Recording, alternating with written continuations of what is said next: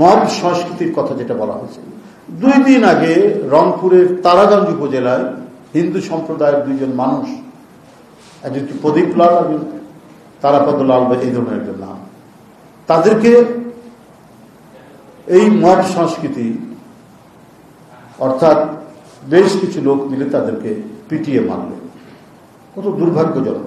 Police সেখানে গেছে, খবর পেয়ে গেছে, গিয়েও ফিরে এসছে যে মবের মধ্যে পড়তে চায়।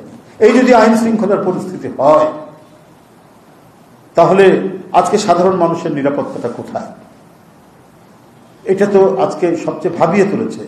এই মব কালচার একটা ক্যান্সারিয়াস গ্রোথ, একটা বৃহত্তর ক্যান্সারের ঘা তৈরি করেছে আমাদের জনসমাজের মধ্যে। অন্তর্বর্তীকালীন সরকারের তাদেরকে তো এই প্রচেষ্টা নিতে হবে, দৃষ্টান্তমূলক শাস্তি দিতে হবে। কারো হাতে আইন তুলে নেওয়ার কোনো অধিকার নেই। যে অধিকারটা শেখ হাসিনা দিয়েছিলেন তার র্যাবকে, তার পুলিশকে, তার আইন শৃঙ্খলা বাহিনীকে, তারা নির্বিচারে হত্যা করত, বিচার বহির্ভূত হত্যা করত, ক্রস ফায়ার দিত, অদৃশ্য করে দিত। এই কারণেই তো সারা জাতি ক্ষুব্ধ হয়েছিল।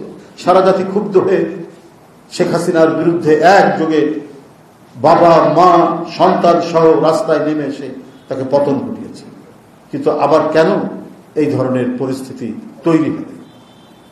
অবিলম্বে এমন আইন প্রণয়ন করা হোক, এমন দৃষ্টান্তমূলক শাস্তি ব্যবস্থা করা হোক যে কেউ যাতে হাতে আইন তুলে নিতে সাহস না করে, কেউ যাতে সংঘবদ্ধ হয়ে, সে যদি অপরাধীও হয় তাকে তো হত্যা করা, বেআইনিভাবে হত্যা করার কোনো অধিকার নেই।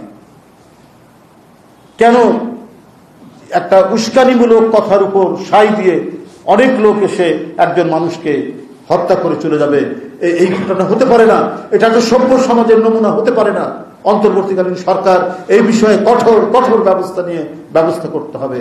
মানুষের অকারণে জীবন চলে যাবে, এই নিশ্চয়তা আজকে একটা সরকার থাকা অবস্থায় কেন এই ধরনের নিশ্চয়তা তৈরি হবে যে আইন বহির্ভূত হবে তার জীবন চলে যাবে? বরং একটি জনকল্যাণমুখী সরকারের দায়িত্ব হচ্ছে যে আইনগতভাবে বিচারের মাধ্যমে সে যত বড়ই অপরাধী হোক তার বিচার হবে। কোন মানুষের জীবন যেন বেআইনিভাবে বিচারের বাইরে তার জীবন চলে না যায়, সে যেন হত্যাকাণ্ডের শিকার না হয়, এইটা আজকে দেখা অত্যন্ত জরুরি।